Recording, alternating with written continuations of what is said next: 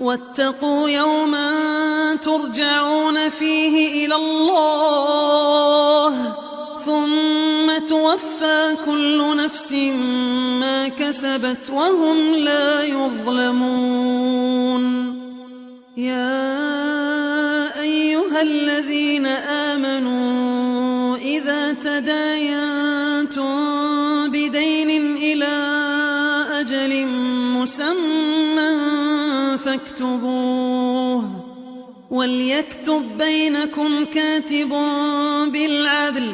ولا يأب كاتب أن يكتب كما علمه الله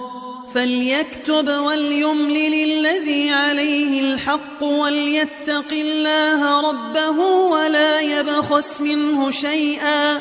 فإن كان الذي عليه الحق سفيها